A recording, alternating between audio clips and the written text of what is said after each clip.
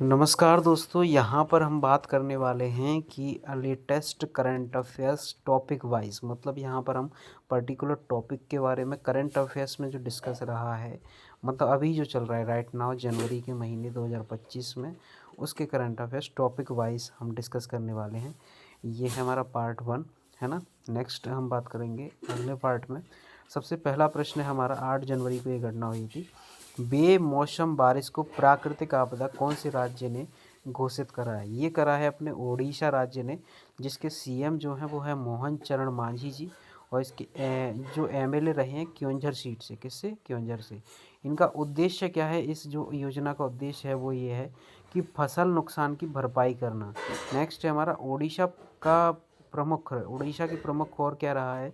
ये रहा है अपना सुभद्रा योजना और लाभ योजना के नाम से 2 योजनाएं रही हैं जो इसकी प्रमुख हैं। अगला हम बात करें, सरकारी स्कूलों के बच्चों का मूल्यांकन करने के लिए गुणोत्सव 2025 किसने लॉन्च करा है? ये जो लॉन्च करा है वो आसाम सरकार ने करा है। और इसका कारण क्या है? ये लेटेस्ट यूनेस्को हेरिटेज, यहाँ की सॉरी आसाम की लेटेस्ट है यूनेस्को हेरिटेज बनी है मोइदम, और ये 43वें नंबर की बनी है। आसाम के बारे में बात करें, यहाँ पर एक और चीज़ जो है फेमस है अभी, स्टैचू ऑफ वेलोर बनी है यहाँ पर जोराहट में बनी है। लचित बोरफुकन की जो है स्टैचू बनी हुई है। अगर हम बात करें, नेक्स्ट है हमारा, एनएसओ के द्वारा 2025 में भारत की जीडीपी दर कितने रहने का अनुमान लगाया गया है?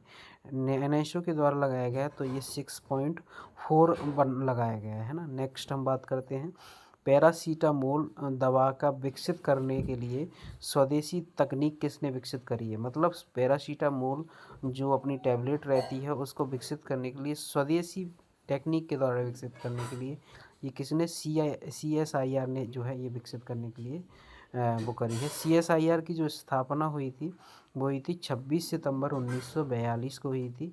और अगर मैं बात करूँ इसका हेडक्वार्टर दिल्ली में है। और CSIR के जो अध्यक्ष होते हैं वो कौन होते हैं? प्रधानमंत्री होते हैं। और इनके डायरेक्टर का जो नाम है अभी लेटेस्ट में जो है वो है डॉक्टर एन कैलेशेलवी, है ना। और नेक्स्ट हम बात करते हैं, 38वें राष्ट्रीय खेलों की मसाल का नाम क्या रखा गया? 38वें जो नेशनल गेम्स होंगे भारत में होंगे, उनकी मसाल को क्या नाम दिया गया है? वो दिया गया है तेजस्विनी के नाम से दिया गया है। और अगर मैं बात करूँ, ये 38वें नेशनल गेम्स का आयोजन कहाँ पर होगा? ये होंगे उत्तराखंड में होंगे।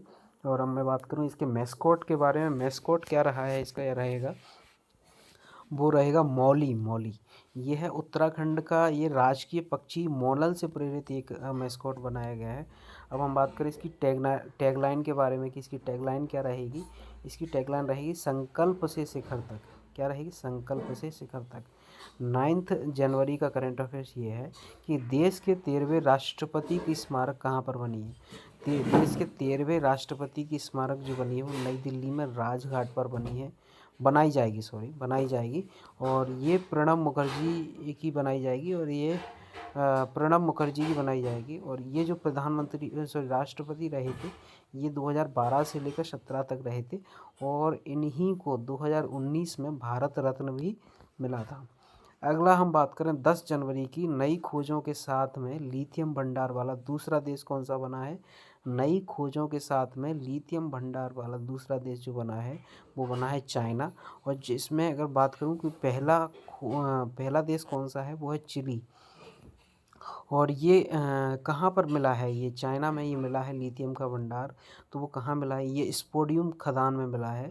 और ये कम से कम 16.5% मिला है अभी तक के, जो मतलब लिथियम भंडार जो अभी तक मिला उसका 16.5% एकमात्र चाइना में मिला है। अगला हम बात करें, भारतीय परमाणु संस्थाओं पर लगे बैन को हटाने की घोषणा कौन से देश ने करी है? ये यूएस ने करी है। और ये बैन किस चीज़ के लिए लगाए गए थे? ये लगाए गए थे 1974 में जो ऑपरेशन स्माइलिंग बुद्धा था, जो पोखरण में हुआ था, उसके लेकर लगा था एक। और ये 1998 में ऑपरेशन शक्ति के तहत जो पोखरण टेस्ट हुआ था, जिसमें न्यूक्लियर बम का परीक्षण हुआ था, उसके तहत यूएसए ने हमारे ऊपर बैन लगाया था। और ये बैन किसके ऊपर था? ये देश के ऊपर भी था, लेकिन एक समय बाद ये कंपनियों पर शिफ्ट कर दिया गया। और देश के लिए इसलिए खोल दिया गया क्योंकि आजकल न्यूक्लियर एनर्जी से ऊर्जा भी बनाई जाती है और बहुत सारी चीज़ें होती हैं।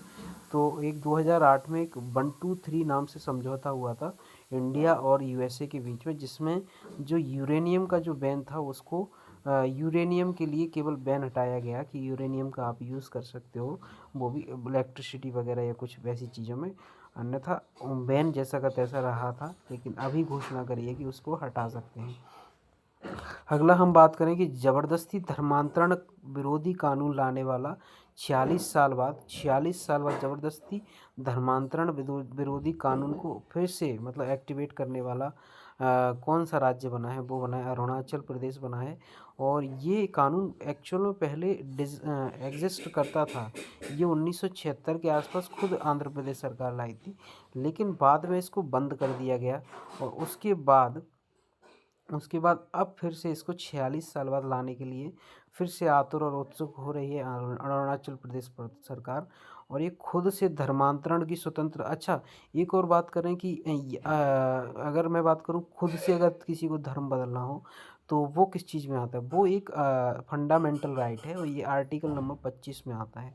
और अगर मैं बात करूँ इस वाले कानून के तहत सज़ा क्या दी जाएगी, 2 साल कैद की सज़ा और 10,000 रुपये का जुर्माना दिया जाएगा इस कानून के तहत। जी थैंक यू सो मच दोस्तों, थैंक यू सो मच। ये है करंट अफेयर्स लेटेस्ट 16 जनवरी 2025 तक। थैंक यू सो मच दोस्तों।